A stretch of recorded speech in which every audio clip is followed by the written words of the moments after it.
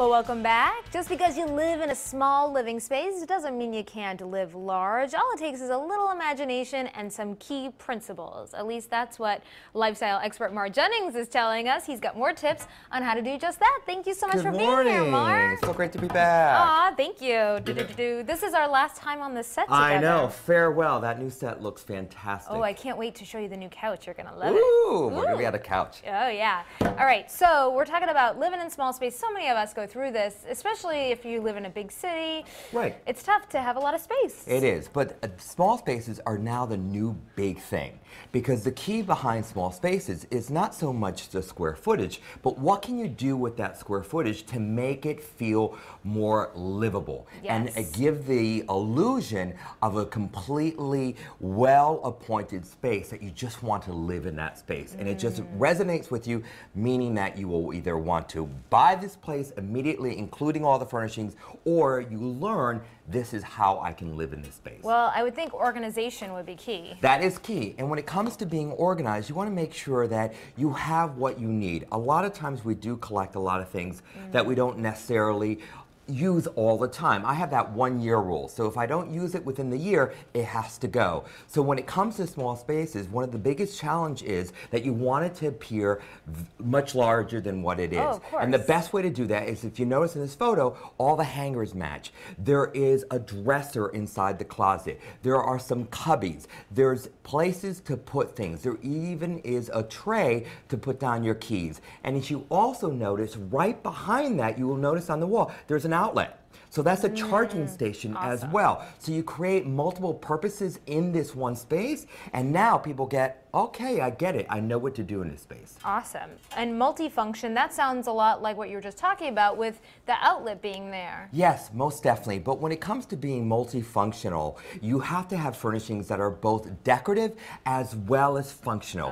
When it comes to a coffee table, you just don't want a glass coffee table. Pretty, but you want to have something that has layers that you can tuck things away.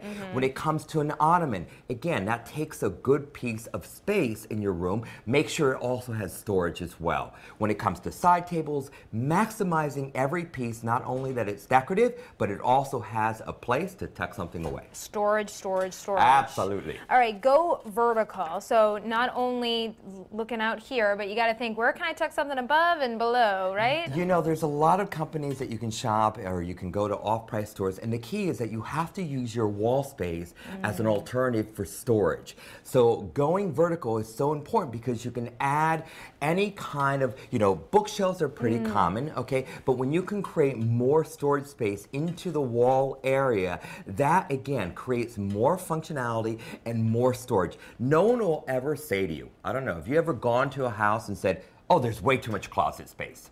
Oh, no, no, no. Way too much storage space. No, no, no. People want storage space, especially if it's well appointed. Just consider your walls as a great option as well. All right, and you said this is your next tip, no boundaries. Oh, I love this tip. It's all about size and scale. And when it comes to boundaries, sometimes if you put a large piece of furniture in between a space, what it does, it breaks the sight line. And this is very important because it's about creating an open sight line from one side to the other. It's about maximizing each space. Now, one space can be a dining room, but if you have a little corner area, you can make that a little reading nook area. Ooh. So creating zones in the space makes the illusion of a bigger room. And when you have no obstruction from your sight line, well, that's key as well, because that allows your eye to look right through without any interruption. All right, and I would think this would be good too, light. Ta-da! You need a lot of light. Embrace light. And mirrors. And reflection. Yes. Absolutely. When it comes to light and reflection, you want to make sure that your space is filled with that. Dare to go bare. Do not necessarily feel that you have to have window treatments. Yeah, window treatments are lovely, but if there's no reason to have the window treatments, go ahead and involve Mother Nature to flow into the room. Use every corner and nook and cranny. If you look at this photo, there's a demi-lune table, okay? There's a little stool in the corner there, which allows you to sit. There's also lighting with the painting in the corner. So this space, although very small, what makes it feel larger is the fact there's no window treatment. Yeah, I also love how that that picture kind of draws your eye there Absolutely. too. It looks very balanced. Look at you, you're talking like a designer. Ooh, thanks. Ooh. Well, I've been learning from you, Mar. I'm learning from the best. Thank you so much. My pleasure. Some Always great great to be here. tips. Of course, we always have stuff on our website. More tips from Mar Jennings. Just head to our website, WTNH.com.